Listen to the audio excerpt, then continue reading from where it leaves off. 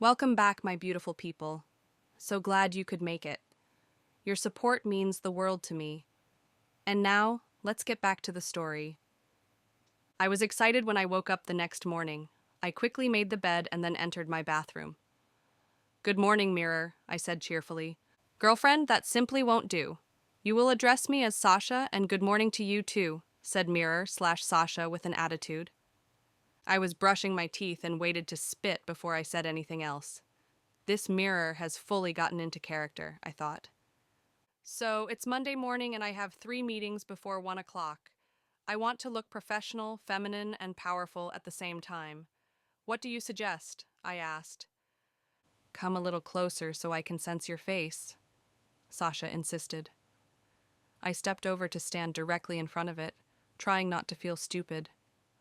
"Well, what's the verdict?" I asked. "Keep your panties on. Finish washing your face while I go through your wardrobe.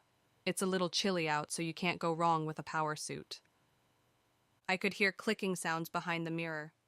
Behind me, I could also hear my closet's conveyor moving. When everything stopped clicking, I waited for Sasha to speak, and when it didn't, I spoke. "Well, I've got your outfit picked out." "It's 2, 5, 9, and 22, Sasha said. I turned to get what it picked out. 5 was a belted pantsuit with big buttons in dark gray. 9 was a pair of tiger-detailed hoop earrings. 22 was a black, silver-studded handbag. And 2 was a pair of black pumps. After I got dressed, I went back to the bathroom to get a look at myself. All that was left to do was my makeup. Eyeliner should be charcoal. Put another coat on your lashes. That's it. You got it. "Now, shake out your hair gently," Sasha directed me. I stepped back to see the whole picture and I was amazed. I smiled at my reflection. "Not bad for our first try." "Now go to work and slay," said Sasha. I walked into my office, strutting like I owned the place. I was turning heads, and even Jamie, our photojournalist, gave me a second look. I ignored him because I was still feeling hurt that he had left me out of the group picture he took of our staff for our 12th anniversary last month. When the issue came out, my name was among those not present. I was there that day. They took the picture while I was out to lunch. "Whoa, who are you and what did you do with my boss?" asked Ashley, my assistant. I gave her a scathing glance. "Meaning what?" She cleared her throat. "Ahem, you look nice, boss." I chose to ignore the compliment. "Who's first on the meetings this morning?" "That would be Leo from Burlington about the ads for our next issue. Then it's Maria from Caliente, and then you have the very delicious Jason from Architecture Monthly," Ashley recited. "Do I have time for coffee?" I chose not to reprimand her for her comment about Jason. The man was fine. "Coming right up." I watched her walk away in the direction of the magazine's break room. I continued to my office and sat down at my desk to pull open a drawer for the files I'll need. Leo from Burlington wanted to place 3 full-page ads in our next issue of What's In. I wanted to talk him down to 2. I needed space for Caliente, our newest client. As supervising editor for the magazine ad department, I have final say in what goes into the final product. Our magazine had been in print for 10 years when I came on board, and its sales had gone up since, making me an asset. Our chief editor, my boss, usually stands by my recommendations.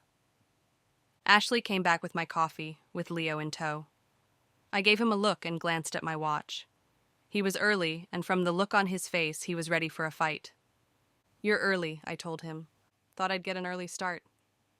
"I brought croissants," he said, holding up a large box. "Why don't we go into the conference room?" I suggested. I handed Leo's file to Ashley and took my coffee cup from her. They followed me down the hall to the conference room.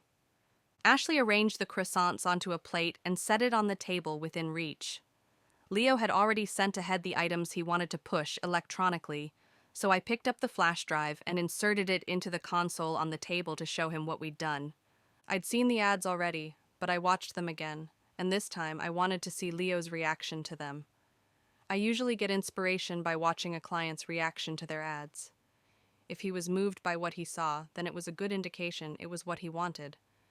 Leo seemed to want all 3, however, there was a slight frown on his face with the last one. "So, what do you think?" he asked me. I had just taken a bite out of a buttery croissant and waited to swallow before answering. He was too polite to look annoyed, but Ashley smirked. I'll be honest with you, Leo. We've got a new client, and I need the space for her ad. I think it's far to say that I liked the first two. The third one was a bit too cliched even for Burlington, I told him. Leo cleared his throat, and I could see the relief on his face. I trust your judgment, Mel. I'll let my manager know, although she had her heart set on all three. I stood up. I'll give you a call for the final placing, I told him. He stood up too and nodded. We shook hands and he walked out. Ashley escorted him to the elevators. When she came back, she was smiling. He must really dislike his supervisor. He didn't haggle this time, she commented. He was up for the position and lost it to her. It pays to keep a hand on the pulse of my clients, I told her. Burlington was a high-end men's clothing store. Leo had been their buyer and publicist for 3 years. He was exceptionally good at what he did and more than qualified to manage, but corporate bypassed him for the current manager. Nepotism at its finest, I'd say. I had an hour to kill, so I strolled to my boss's office to give him the heads up concerning Burlington. As was my routine, I knocked and then walked in. Jerry Vettig was sitting at his desk, on the phone with a puzzled expression on his face. I sat down in the seat in front of his desk and waited for him to finish. Jerry hung up and gave me a quick smile. Jerry was in his early 50s and was just starting to go bald. He wasn't quite up to the comb-over yet, but I could see it in his future. Around him on the walls were plaques of his accomplishments and awards. His office was more spacious than mine, but with all the clutter he kept around, you couldn't tell. "Did you just buy a mirror?" he asked. "Yeah, who told you?" I asked, leaning forward in my seat. "Some sales rep just called to verify that you worked here. They wanted to know what your position was." "And?" I asked, unconcerned. "They had to fill out a sales manifest, and I gave them my work information." "Well, they wanted to confirm that you were an editor here," he elaborated. "So, you confirmed, right?" I didn't see what the problem was. They were just verifying the information I gave them. "You're okay with them knowing what you do? I mean, all you bought from them was a mirror, correct?" "Jerry, I bought a smart mirror. It helps me coordinate my wardrobe and successfully apply my makeup," I told him and pointed to my face. "Oh, thought you looked different today." "Nice." Anyway, Leo stopped by to see his ads. I told him that we had space for 2 instead of 3. He didn't bat an eyelash and agreed. Jerry chuckled. I heard through the grapevine that he was passed over in favor of the owner's niece. Must have stung a little. I leaned back again and smiled back at him. Of the 3, he was glad I bypassed her idea. "Anything else?" "No, just wanted you to know in case she calls to redirect." "Her uncle and I go way back. He'll deal with any ripples," Jerry replied. I stood up and waved as I left his office. What's In magazine was housed in the upscale business district of New Manhattan. Our office occupied the entire 3rd floor of the building. The layout was 20th century loft style. Assistants' cubicles were situated outside the offices of editors, byliners, and contributors. The rest of the office was busy with other business, but I oversaw the zine's layout pre-production. Every page had to be perfect. I had 3 successful clients, and it was one more than anybody else. Caliente was a new upcoming Latino fragrance chain. Their return this past quarter was over 2 million, so it was indeed a feather in my cap. Maria Fuentes was young, sexy, and the owner of the franchise. Her fragrances were selling all over the world. Her headquarters could have been anywhere in the world, but she loves New York. Jason Barrington was the hottest thing going right now. His architectural firm had been commissioned to redo 3 of the most iconic buildings in the tri-state area. He was young, full of ideas, and did I mention that he was hot? What most people didn't know about him was that he was happily married. His personal life was kept very private. Only his innermost circle of friends met his wife. Suzette was currently pregnant with their first child. What's In was introducing a new segment to our readers. We've started featuring a person of the month. My idea, and Jason Barrington was our second.